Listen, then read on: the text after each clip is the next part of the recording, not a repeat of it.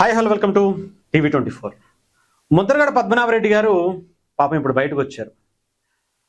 తాత వచ్చాడే అన్నట్టు ఓ రేంజ్లో ఎలివేషన్స్ ఇస్తున్నారు పేటీఎం బ్యాచ్. అసలు ఏం మాట్లాడారు, ఎందుకంత ఎలివేషన్స్ ఇస్తున్నారు ఒకసారి విందాం, ఆ తర్వాత మాట్లాడుకుందాం. ముఖ్యంగా ఆయన వచ్చింది ఈ ఎలివేషన్ ఒక్కసారి మీరు వినండి.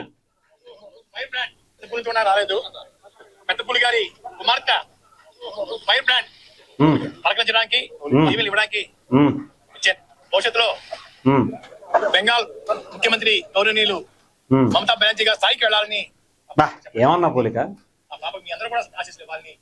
రైట్, మొత్తానికి సక్సెస్ఫుల్ గా ఇంకొక లీడర్ని, పెద్ద పులి కూతుర్ని లాంచ్ చేశారు ముద్రగడ పద్మనాభరెడ్డి గారు. కాపు ఉద్యమ నాయకుడిగా ఉన్నటువంటి వ్యక్తి ఇప్పుడు వైఎస్ఆర్సీపీ ఉద్యమ నాయకుడిగా మారిపోయారేమో అనిపించింది. అదే అలాగే మాట్లాడుతున్నారేమో అనిపించింది. ఇక్కడ ఆయన మాట్లాడినటువంటి మాట మీరు వినొచ్చు. పెద్ద పూలంట లకారాలతో ఎదటి ఆడవాళ్ళని ఇంట్లో తల్లుల్ని తిట్టినటువంటి వ్యక్తిని సపోర్ట్ చేస్తూ ఒక కూతురు బయటకు వచ్చి మాట్లాడినందుకు పెద్ద పులి కూతురు. ఎస్, 100%. ఎందుకంటే వాటికి వాయువు వరుసలు ఉండవు కాబట్టి అలాగే చేస్తుంటాయి పెద్ద పుల్లు కూడా, అలాగే ఇవి కూడా అంతే అనుకోవచ్చు. ఇలాగే ఏవి అంటే కింద మన సమాజంలో మనుషులుగా బ్రతుకుతున్నాం, ఎదటి వాళ్ళకి గౌరవం ఇవ్వాలనేటువంటి ఆలోచన ఆ పార్టీలో కూడా ఉండదేమో బహుశా, అందుకని ఇలా మాట్లాడుతున్నారేమో. ముద్రగడ పద్మనాభరెడ్డి గారు బయటకు వచ్చి ఇప్పుడు ఆమె పోలిక కూడా చూసారా ఎంత గొప్ప పోలిక అంటే, బెంగాల్ టైగర్ మమతా బెనర్జీ గారి స్థాయిలో ఆమె కూడా ఎదగాలట. ఈ దేశాన్ని విచ్ఛిన్నం చేయటం కోసం కుట్రలు పన్నుతున్నటువంటి వ్యక్తుల్లో చాలా బలంగా పనిచేసేటువంటి వ్యక్తికి పోల్చారు.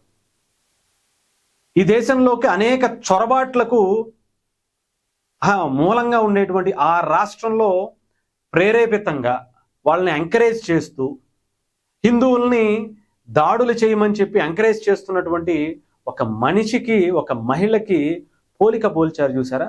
హ్యాట్స్ ఆఫ్ అండి ముద్రగడ పద్మనాభ గారు. ఇందుకే కదా మిమ్మల్ని తాత వచ్చాడే అని చెప్పింది, ఇందుకే కదా అంటే ఒకటే భావజాలం అనమాట. ఇందుకే కాబోలు అంటే ఈ దేశం అంటే ఎందుకంత అక్కసో తెలియదు. అంటే భారతదేశంలో ముఖ్యంగా అలాగే ఆ రాష్ట్రంలాగే మనలో ఇక్కడ కూడా ఈవిడ కూడా అంత లీడర్గా అయిపోయి సీఎంగా అయిపోయి రాష్ట్రాన్ని, దేశాన్ని విచ్ఛిన్నం చేయటంలో ఒక కీలక పాత్ర వహించాలి. అంతే కదా ముద్రగడ పద్మనాభరెడ్డి గారు, అంతే కదండి. అసలు మీకు రాజ్యాధికారం ఎవరిస్తారండి? మీకు ఎందుకు ఇస్తారు చెప్పండి? ఆమె సీఎం అయిపోయి మమతా బెనర్జీ గారితో పోలికంటే ఇంతవరకు పక్కన పెడదాం. సరే, సీఎం అవటానికి ఎవరిస్తారండి అవకాశం? జగన్మోహన్ రెడ్డి గారా? వాళ్ళ నాన్నగారు చాలా క్లారిటీగా చెప్తున్నారు, ఆవిడ కూడా చెప్తుంది, ఆవిడకి కూడా చాలా క్లారిటీ ఉంది. రాజశేఖర రెడ్డి గారి నుంచి జగన్మోహన్ రెడ్డి గారి వరకు మేము ఆ ఇంటి పాలేరులో అండి. వారసత్వంగా వస్తున్నటువంటి పాలేరు అనేటువంటి జాబ్ అది, మాది వృత్తి అది. అవసరమైతే వాళ్ళ పిల్లలకి వాళ్ళ ఇంట్లో మగపిల్లలు లేకపోయినా ఆడపిల్లలకైనా సరే వాళ్ళ రాజకీయాల్లోకి వచ్చి వాళ్ళ సీఎం అయినా ఇంకొకటి అయినా ఎమ్మెల్యే అయినా వాళ్ళకి పాలేరుతనం చేస్తాం, కానీ సీఎం ఎందుకు అవుతామండి? అలాంటి ఆలోచన వస్తే ఆయన గొడ్డల పోట్లు గుర్తుంటాయండి. తాతగారు మనం మాట్లాడే ముందు అక్కడ పాసిబిలిటీస్ కూడా కొంచెం అర్థం అవ్వాలి కదండి. అర్థమైందా? ఒక వ్యక్తి కాపు సామాజిక వర్గం నుంచి చిరంజీవి గారు వస్తే ఆయన్ని ఏదో ఒక రకంగా కుట్రలు పన్ని ఇబ్బంది పెట్టాలనుకున్నటువంటి వ్యక్తి ఆయన అంబటి రాంబాబు గారు. ఇంకొక వ్యక్తి చిరంజీవి గారు పక్కన పెడితే ఆయన అంత ఇబ్బందులు పడి వెనక్కి వెళ్ళిపోయినా కానీ ఎందుకు రానివ్వరు, ప్రజలకు సేవ చేస్తానంటే ఏంటి, వేరే మూడో వ్యక్తిని, మూడో కులాన్ని, మూడో ఒక బలమైనటువంటి శక్తిగా ఎదగనివ్వరా అని చెప్పి పవన్ కళ్యాణ్ గారు అనేక కష్టాలు పడి ఒక దశాబ్ద కాలం యుద్ధం తర్వాత రాజకీయంలో ఎదగటం కోసం, రాజ్యాధికారం కోసం మొదటి అడుగు వేస్తే మొన్న 2024లో పిఠాపురంలో ఓడించడానికి అవసరమైతే ఆయన గెలిస్తే నా పేరే మార్చేసుకుంటా, ఆయన ఓటమికి నేను కృషి చేస్తానని చెప్పి ఆ పార్టీలో జాయిన్ అయిపోయి ఎన్ని చేశారో మీకు తెలీదా? వార్డుకి, వీధికి వైఎస్ఆర్సీపీకి సంబంధించినటువంటి ఎంపీలు, ఎమ్మెల్యేలు ఎంతమంది అక్కడ ప్రలోభ పెట్టారు, భయపెట్టారు, కుట్రలు చేశారు మాకు తెలీదా? ఒక కాపుల నుంచి ఒకళ్ళు రాజ్యాధికారం స్థాయికి వెళ్ళాలంటే వాళ్ళని పట్టుకు లాగేయటం కోసం మాట్లాడేటువంటి వ్యక్తులు మీరు ఎందుకు వెళ్తారండి? అసలు ఎందుకు సార్ మీరు ఇలా మారిపోయారు? ఇంకొకటి ఏదో చాలా మాట్లాడారు. ఆడపిల్లల్ని ఇంట్లోంచి తల్లుల్ని పిల్లల్ని ఇలా మిమ్మల్ని తిడితే ఎలా ఉంటుంది సార్ అని అంటున్నారు. ఆల్రెడీ అందుకనే కదండి, ఎదట వాళ్ళని తిట్టారు కాబట్టే కదా. మీ ఇంట్లో వాళ్ళని తిడితే వాళ్ళ ఏమీ అల్లా, మీ ఇంట్లో వాళ్ళని తిట్టినట్టుగా కూడా ఎక్కడ కనిపించలా. అర్థమైందా? అక్కడ సొంత జగన్మోహన్ రెడ్డి గారి చెల్లిని, ఆయన్ని కన్న తల్లిని ఇష్టానుసారం బూతులు తిట్టించినటువంటి వ్యక్తులు చంద్రబాబు నాయుడు గారి తల్లిని అంబటి రాంబాబు గారు తిట్టారండి లకారాలతో. అందుకని ఆయన్ని పరామర్శించడానికి వెళ్ళారు.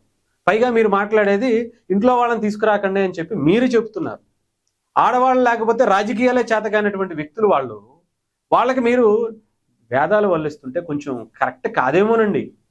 అండి అంబటి రాంబాబు గారికి అండి, ఆయన చరిత్ర గురించి ఒకసారి మీరు కూడా తెలుసుకోవాలండి. మీరు కూడా అలా పాలేరుతనం చేసే రాజశేఖర రెడ్డి గారు ఉన్నప్పుడు మాత్రం ఏమి ఉద్యమాలు చేయరండి. జగన్మోహన్ రెడ్డి గారు అధికారంలోకి వచ్చిన తర్వాత కూడా ఏం ఉద్యమాలు చేయరండి. చంద్రబాబు నాయుడు గారు టీడీపీ ప్రభుత్వము కూటమి ప్రభుత్వం రాగానే మీరు ఉద్యమాలు గుర్తొచ్చేస్తాయండి. కాపులు ప్రాధాన్యత, కాపులకి అన్యాయం జరిగిపోతుందని మాత్రం వచ్చి పళ్ళాలు కొట్టించేస్తామండి. అదేం పాలేరుతనమో అర్థం కాదండి. కాపు నాయకుడు ఎదుగుతున్నాడంటే కాపులు లాగేయాలండి. అదేమి లీడర్షిప్ అర్థం కాదు. అందుకనే కదండి మీరు పక్క వాళ్ళ కూతుర్ని, ఆయన్ని మమతా బెనర్జీతో పోల్చినటువంటి పరిస్థితి. మీ కూతురు మీ కుట్రలను తట్టుకుని మీ కుట్రలను బయట పెట్టినందుకు పవన్ కళ్యాణ్ గారు లాంటి వ్యక్తి కాపుల నుంచి ఒక బలమైన శక్తిగా మారి రాజ్యాధికారం దశకు వెళ్తుంటే ఆమె బయటకు వచ్చేస్తే ఆమె మాత్రం మీకు నచ్చట్లేదండి.